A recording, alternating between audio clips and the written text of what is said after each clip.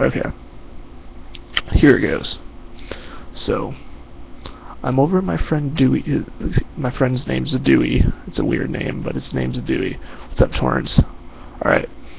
So, I'm over at my friend Dewey's house, and this is probably about, I was like 15 at the time, so it was about 5 years ago. And I'm over at this kid's house, and we're down in his basement, and it's me, Dewey, and his older brother, and I'm messing around.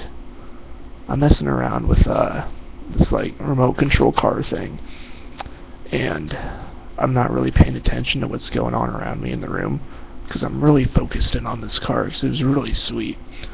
And evidently Dewey thought it'd be a good idea. To scare me a little bit. So he goes into his room and gets out his pellet rifle. That's right, it's a pellet rifle. And he claims that it wasn't loaded. And everything. And so he comes back into the room, and I'm still playing with this car because it was really fucking sweet, like I already mentioned. And next thing I know, I hear a loud boom sound, like a gun being fired. And next thing I know, I feel this sharp pain in my chest. And I hear Dewey start to laugh. And I'm like, dude, why the fuck are you laughing? Something just hit my chest. And he thought I was joking around. He didn't believe that something actually hit me because, like I said, he claims that he checked and made sure it wasn't loaded. But, so he starts laughing, and I put my hand up to my chest where the pain is, and I move my hand away, and I notice that there's this red liquid called blood on my hand. True story. There's blood on my hand. So we're like, holy crap, something had to hit me. And then, so, it's bleeding pretty good at this point. I mean, I wouldn't call it gushing out blood, but there's a lot of blood coming out. And so, we then notice this little hole in my shirt as well. So we knew that something had to have hit me, and I just froze on the computer. Hold on. So something hit me, but we didn't know what it was. And so we did what any two 15-year-old kids would do in a situation like this. Do you know what we did? Take a guess. Guess what we did. Go ahead and guess. No? Well, we kind of laughed. We put a Band-Aid on that motherfucker, okay? We didn't tell anyone. We just put a Band-Aid on it. And so, the night goes on. Yes, I'm looking right at you. Right there. You, Torrance.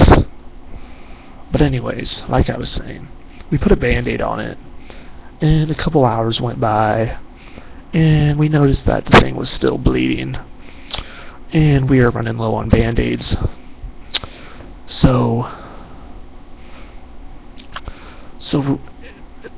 Oh yeah, and while this whole thing was going on, the kid's parents weren't home either, so, but his mom came home, and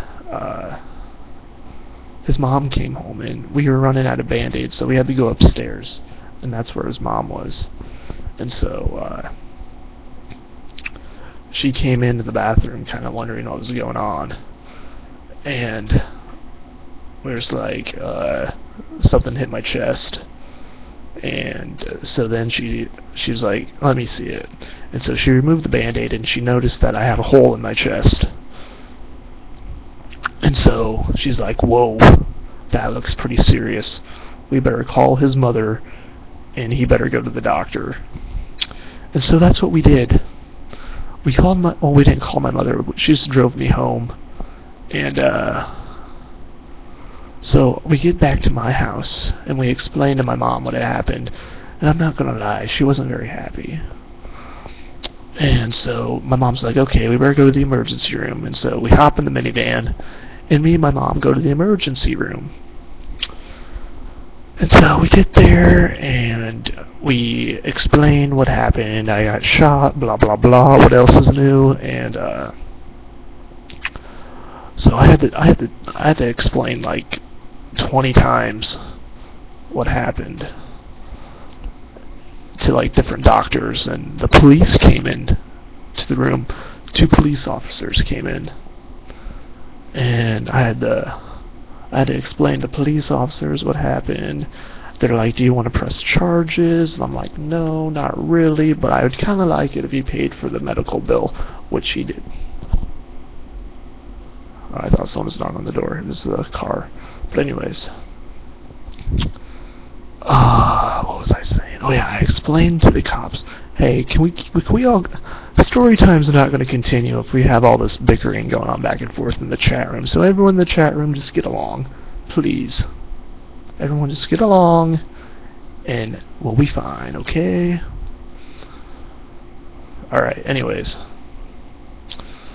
So I explained to the cops what happened, and they're like, alright, whatever. And so then I go get x-rayed, and they print out the x-ray, and they show me that I have a pellet in my fucking chest. Who would have knew? I don't know. But I have a pellet in my chest. And the doctor was like, alright, well, we think that it would do more damage trying to have surgery and take that sucker out, and we don't think it's going to harm you, so we're just going to leave that in there. So they did.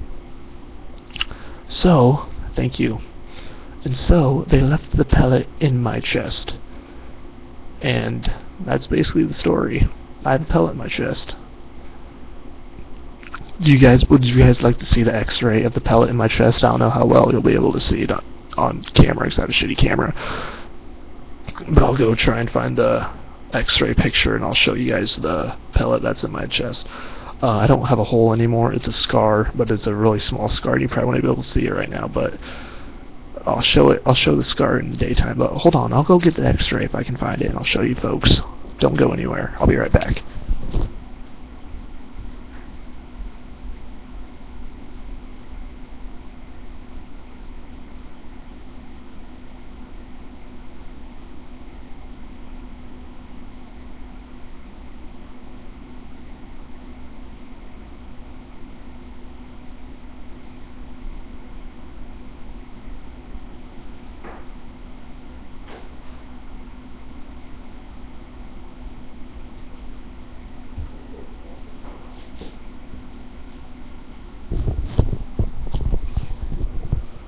Hey, what does that say about getting along?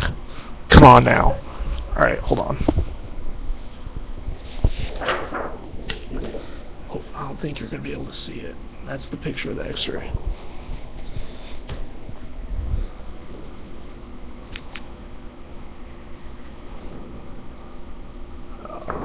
Where's that?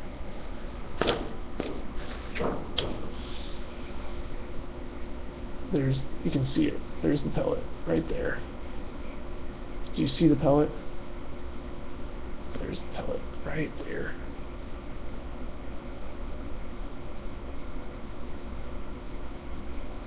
Bingo, right there. That's the pellet. That's proof that the story I just told you is not a bullshit lie. That's proof. Hold on, I'm gonna go put this away.